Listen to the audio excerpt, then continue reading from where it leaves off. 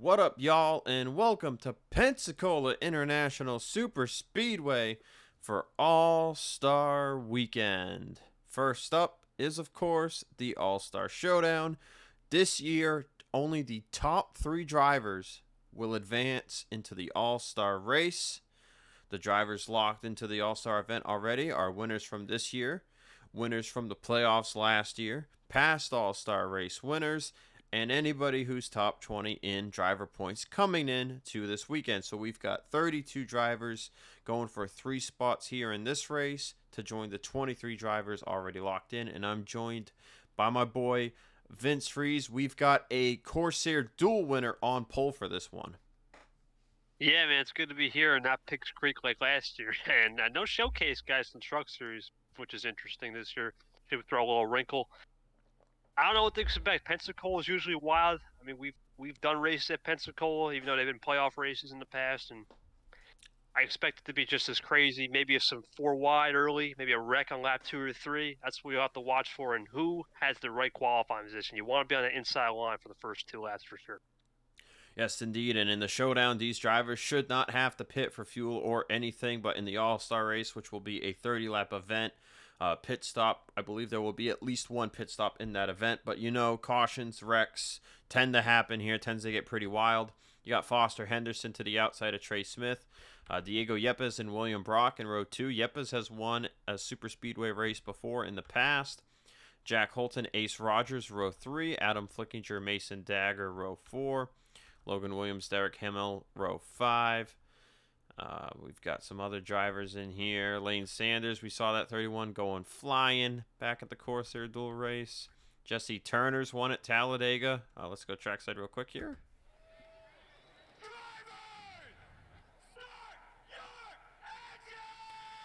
We know RJ Bishop has shown some good super speedway races here and there. Amanda Evans is a big one. We know Amanda has won twice at, I believe it was Talladega, both times. Henry Sanford, Levi McIntyre. And that is it. James Ellison, another big name in the showdown. So, Vince, what do you think? 20 laps green flag racing, or is there going to be a caution somewhere in here? Because we know how the NRSL Crown Royal 300 heat races when it was about similar sized fields to this showdown race. Probably a wreck. I'll say 1. I don't think we're going to get multiple. But then again, who knows? The last couple laps, it's only top 3. This isn't like the Crown Royal 300 where you can buy your time, or a heat race where I guess it's a different dynamic in the day too. We'll see what happens, but take us to green, buddy. Green flag waves, and we are racing here in the showdown, and better jump goes to Foster Henderson. Actually, no, that's Roy Ribbleton in the 43 this season. Man, we didn't record for 2 weeks, and I've already forgotten who the driver of the 43 is. It is Roy Ribbleton. Foster Henderson drove this car last year. Yeah, a little break, but we're back at it, baby. And now, I say Trey Smith, picking where he left off in the dual race. He knows how to get done at these short type races. You see our first 4 wide possibly with Vince Freeze. Ribbleton got a bit of a run there coming off of the corner. They're even side by side, 2 wide for the lead, looking at 4 wide behind them. Flickinger there. Brock on the way outside. This is where we'll see what happens in the 1-2. That's where usually Constantine's up.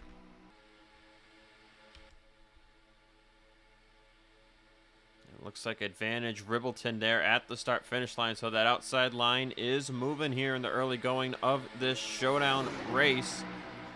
4 wide is pretty manageable unless the 2 cars in the middle start leaning on each other in a way that they should not be.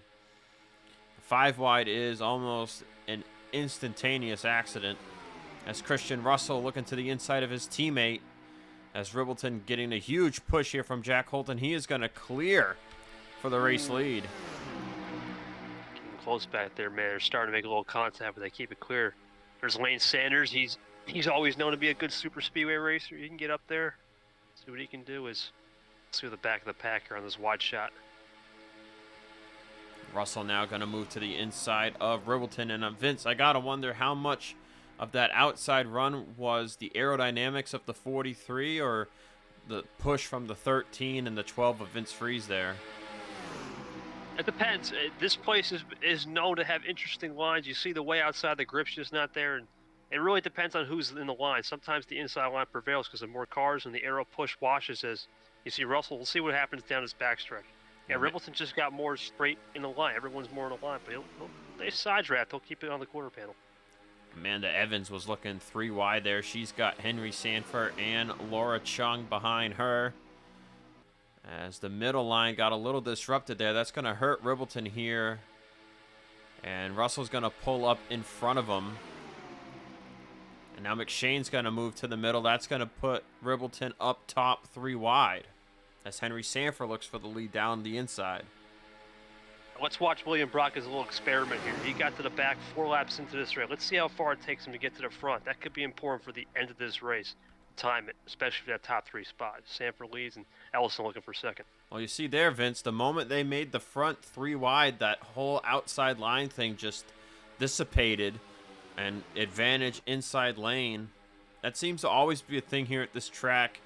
If the front 3 rows are only 2 wide, you can see both lines be pretty even, but the second those first 3 rows go 3 wide, all that outside momentum seems to just go away.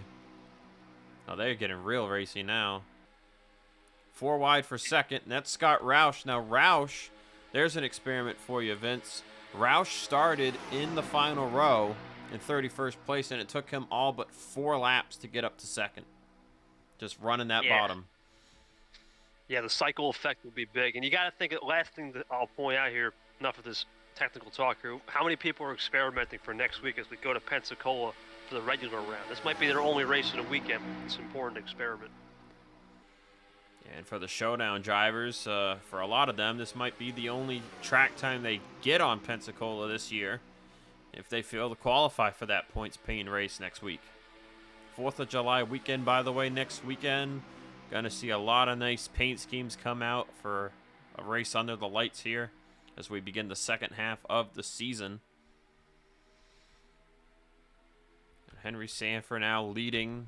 Stephen Colon going to move up to second. Christian Vargas looking to follow up in third. That would be a Chevy 123.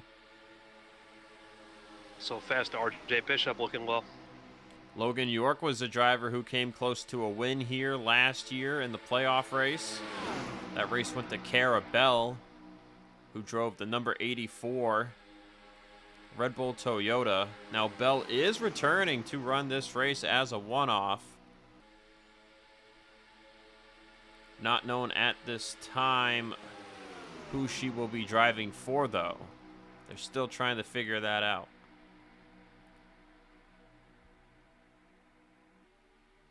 But William Brock, Vince, there you said it. He was outside at the front on the starting grid, and then he went up top 4 wide, and now he's right back to the front on lap 7.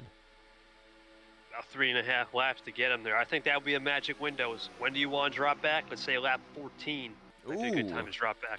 Audra was looking to make a move to the inside of Logan Williams, but Ace Rogers got there first, and Audra turned it right back up.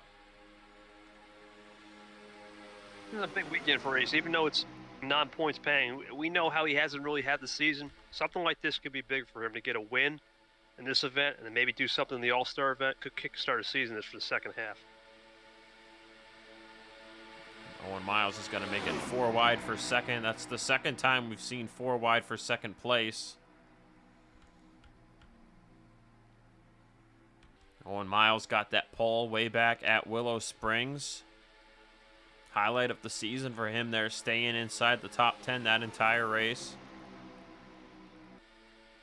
There's our 500 Pulsar Yepes too. A lot of Toyotas at the front now. We know they have a long winless streak. This wouldn't count as a points-paying win, but just to get a win in general. Oh, they broke that winless streak last year. Remember, Vince, at Pensacola with the 84.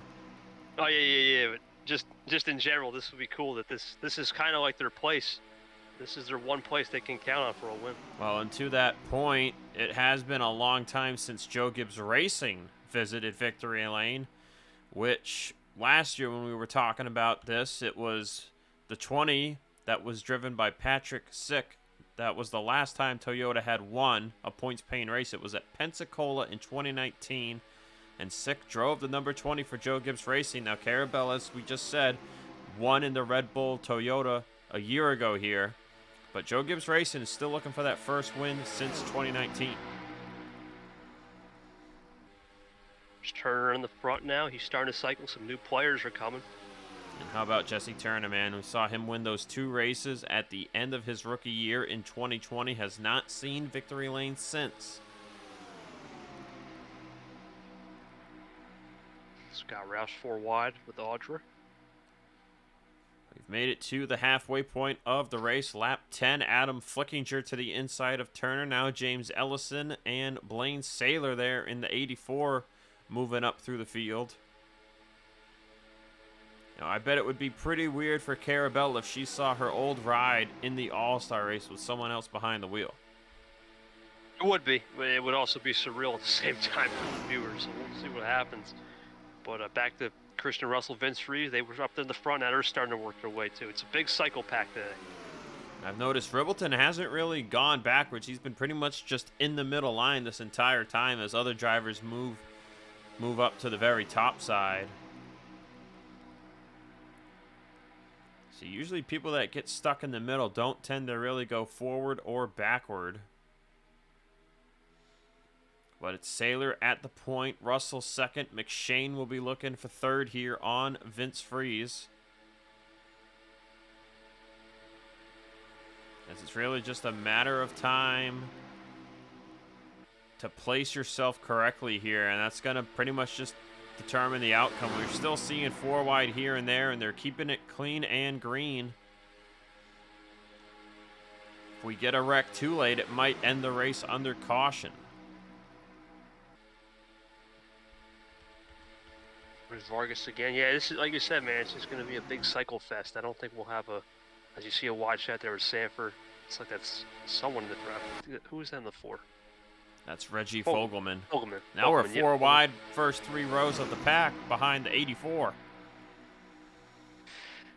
This is where we said mid-race, something can happen. Desperation sets in. See what happens down this back stretch. It looks a little close. Yeah, looking pretty tight there in the middle. Baranowskis and Ribbleton, Fogelman, and McIntyre. But they're given space. Saylor's going to lose the lead here to Bishop, who's got Ace Rogers and Mason Dagger behind him. Dagger's got teammate Trey Smith with him on the bottom. Christian Russell's all the way on the outside line. And they're going to go 3 wide for the race lead. McIntyre and Baranowskis, they're rubbing doors. That makes me uncomfortable. Keep it clean. No, to keep it clean. Yeah, they're getting racy now. Bishop to the point. Still. Ace Rogers gets pushed high. So does Trey Smith. That'll move Diego Yepes up to third. Now here comes Dagger looking to the inside of Bishop for the race lead. And Logan York will go to the inside of Yepes. Logan Williams behind him. William Brock, teammate to the 11 behind him. So we got 3 Joe Gibbs cars at the front right now. Laura Chung's already back on the bottom. York will make the move. That makes it 3 wide at the start-finish line once again. These drivers are running anywhere from 47 2s to 5s for the most part.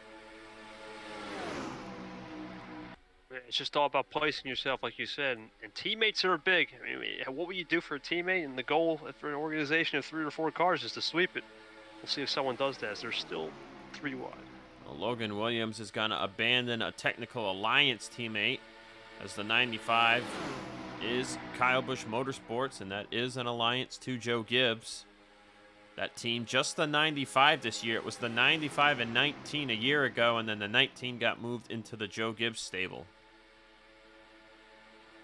Lane Sanders looking 3 wide from the middle to the top. Does Evans pull out for 4? They will keep it clean, though. York got a big push from Brock, and he'll go all the way to in front of Lane Sanders. He got a huge run down that straightaway. That was impressive. Raw straightaway speed, good push right there. Not usually a lot of tire wear at super speedways, Vince, but when it kicks in, that tends to be advantage to the outside line. Seeing them starting to go back to just 2 wide at the front. Evans pushing York. Lane with help from Chung, and there you see it. Look at that. 1, 2, 3, 4, 5, 6, 7 rows maybe? Nope, 6 rows. 6 rows of 2 wide. And now we're going 3 wide again as Miles and Ellison make moves. Now the question is, we're getting close to that window. If we get a caution, it might only be a 1 or 2 lap dash. We'll see if someone gets desperate. And if that happens, you definitely don't want to be any of the top 3 on that restart.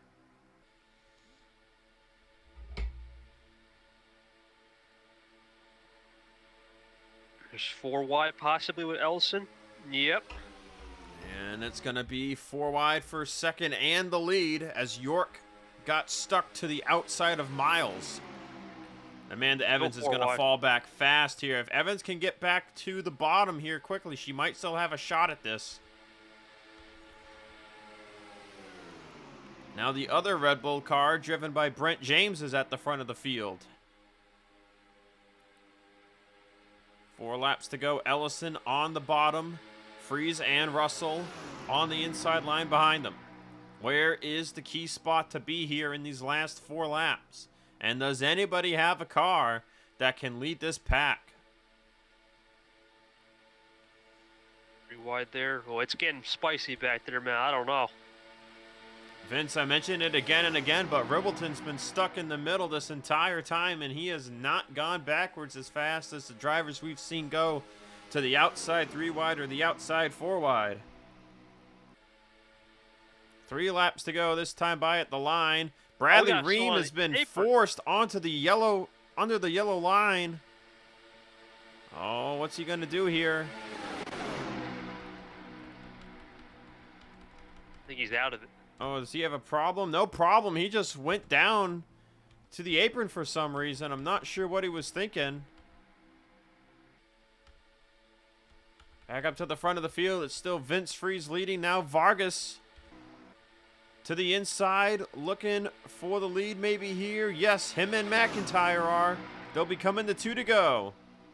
Scott Roush back up at the front at a key moment in the race. There's Blaine Saylor in the 84. Could the 84 go back-to-back in terms of races here in the Digital Storm Cup Series? 1 points pain, 1 non-points pain.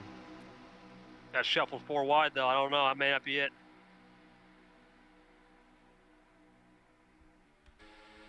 Levi McIntyre can do it, man. He's probably just one of the strongest guys in this field. He knows how to win. Ream, one of those. Ream lost the draft doing whatever it is he was doing last time by. Sailors moved to the middle. I think that was not the way to go. Now they're going to go 4 wide, I think, again for 3rd or 4th or whatever position that is. Look at Colt Hudson with a move into turn 3. What does Flickinger got? Is Yepes in the perfect spot? We'll find out soon. 3 and 4, second to last time.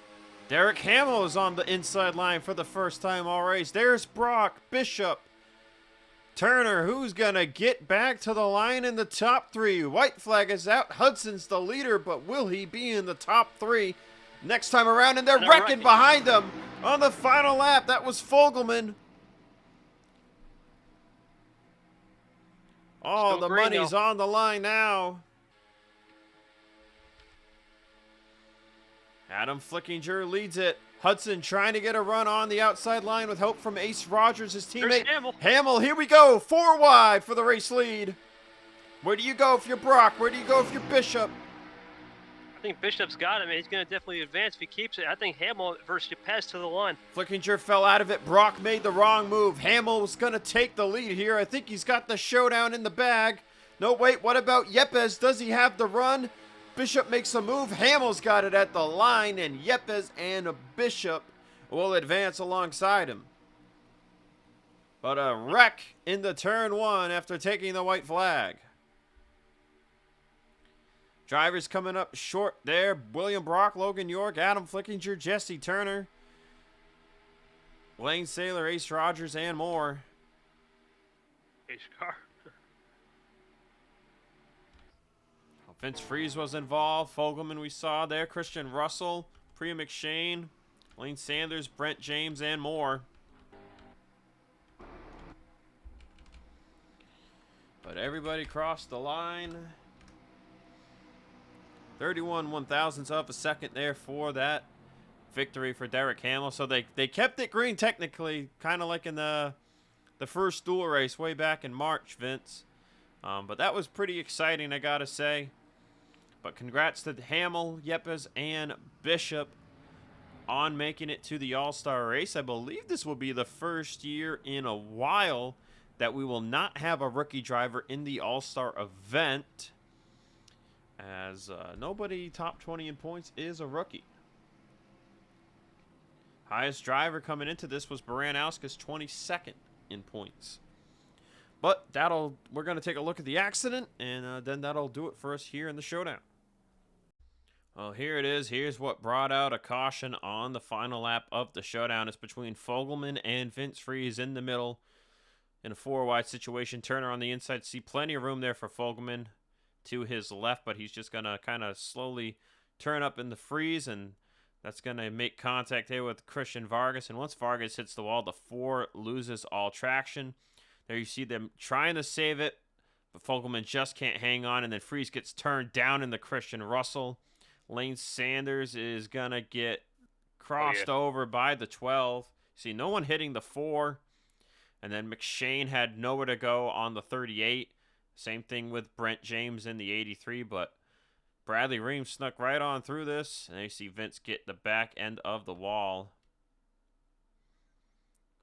And I think more contact it might occur here. No, everyone missed them. So, pretty tame accident. Gotta say, a lot of damaged cars, but pretty tame wreck, nothing crazy. So with that said, we'll see you guys in an hour or so for the All-Star event. Sign off.